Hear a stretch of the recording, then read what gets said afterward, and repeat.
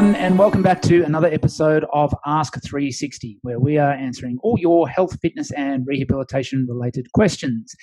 I've got a question sent in today from Kim, and Kim asks, should I exercise my non-injured limb? Kim, what a fantastic question. Those who have followed Club 360 social media and my personal social media will know that I am a big advocate for this, for continuing training the non-affected limb in the cases of acute or chronic injuries.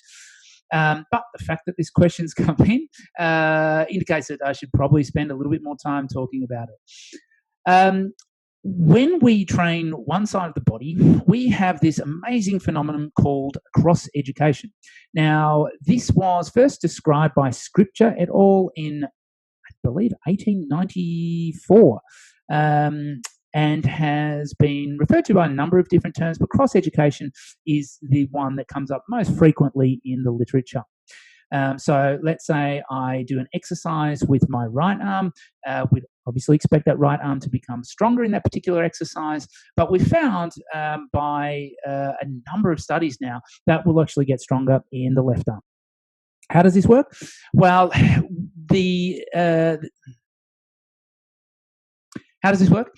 Well, there's a number of different hypotheses that have been proposed, some of them to do with the actual muscle tissue itself, some to do with the spinal neural mechanisms at play, but the ones that have been most robustly proven are more to do with the brain, so cortical changes. Essentially, the motor cortex, the area of the brain that's associated with movement, shares space between the two hemispheres of our brain. So obviously, most people understand that the brain works in two halves, but they're not completely separated. We have a few structures that cross over, and the most important one for the development of strength from side to side is what we call the corpus callosum. So this acts like a bridge between the two hemispheres of the brain. And essentially what happens when we have a strong contraction, it's almost like that part of the brain sort of fills up and almost overflows, travels across that bridge and fills up some of the opposite side of the brain. So the brain sort of gets that training stimulus and therefore improves its ability to produce force. So when, say, we contract our muscles on our right arm, we get a training stimulus on that side, that shoots up to the left hemisphere and then sort of overflows across that bridge into the right, and then the right then has more force production capability on the left-hand side of the body. We also know that the adaptions in the brain can be shared via a similar sort of mechanism. So we have adaptations in one side of the brain, all the complicated adaptations that lead to increased force output. And force output is just one example of something that can be transmitted via cross-education. It might be coordination, might be other sort of biomotor abilities. But the changes, the adaptations of the brain can then be shared by similar sort of mechanisms. So the first systematic review we had on studies related to cross-education were published by Munn et al. In 2004.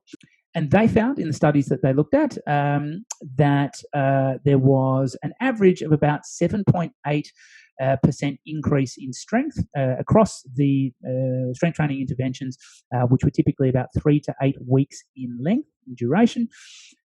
Which was approximately 35% of the opposite limb. So let's say you trained your right arm, you were using 100 kilos or 100 pounds of some sort of weight for a certain repetition maximum. You increased that to 120 pounds for that same number of repetitions. Without training the left side at all, the left side would then increase to 107 or 108 or thereabouts. So it's a significant change. Now, as part of my master's degree, I actually did a follow-up systematic review in 2012, looking at some of the studies that had been published since then. And what I found was that in the later studies, we actually saw much greater increases. So rather than that 35%, we actually saw anywhere from 11 to 116%. So we actually gained more strength on the opposite side to the side that we were training. So the studies that came out, the latter studies, were using higher intensity training stimulus, and it's thought that this led to the increased cross-education. So we know that when we want to harness this quality, we want to be training at relatively high intensities. Now, that was 2012. Unfortunately, I didn't get around to publishing that systematic review, but those were my findings.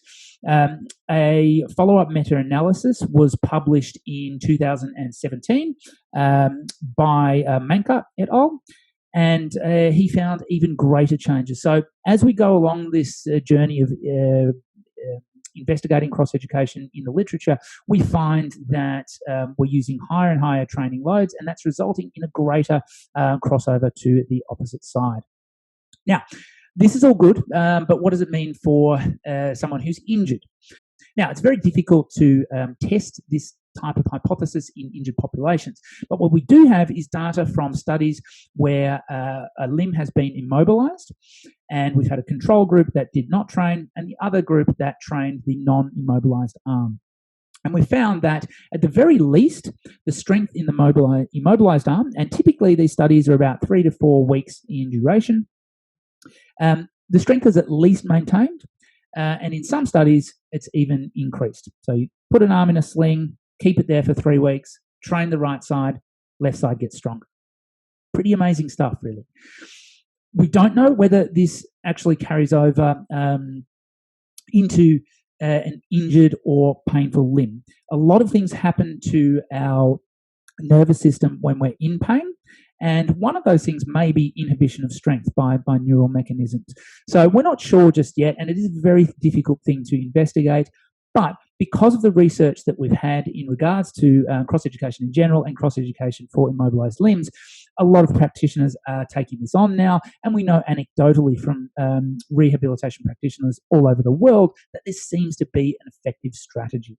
Now, this is a very physiological approach, and the evidence that we have is based on very hard data in terms of strength testing. But there's also a broader concept to this in terms of trying to maintain general fitness, both from physiological perspective, but also psychological. When someone's injured, it's very easy to just sort of give up on all exercise, but we know how important continuing exercise is for general health, but also for motivation and making it easier for that person to get back into their normal exercise routine once their injury recovers. The argument that we hear a lot is that if we train one side of the body while the other side is recovering, that will become imbalanced. Now, this is a fairly common sense argument. It does make sense that why do we want one side to become stronger?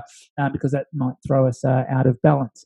But given what we understand about the changes on that affected side or that immobilized side, the imbalance that will occur if we let the affected side get weaker, even if we don't make the non-affected side stronger, that imbalance will be greater than if we train the non-affected side, allow that to get a bit stronger, but then also help the injured side get stronger.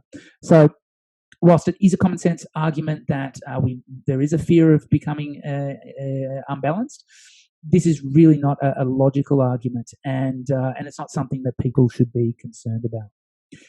So if you do have an injury on one side of the body, like always with our rehabilitation programs, we're always thinking about what we can do, not what we can't.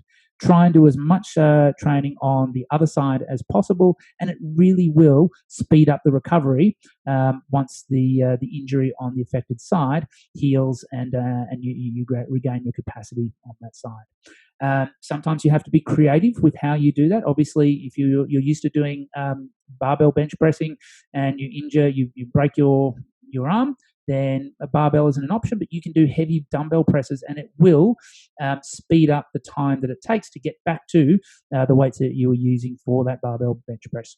So, as always, just try and focus on what you can do, not what you can't. And if you're unable to be creative, or you want a bit of guidance with how to implement this strategy into your rehabilitation process, then please talk to us and we can guide you along the right path. So, Kim, thank you very much for answering a question. It's a topic that I'm very passionate about, and I'm always pushing to get the word out there. If you've injured one side of the body, do as much as you can on the other. Thanks for listening, guys. We'll see you on the next episode.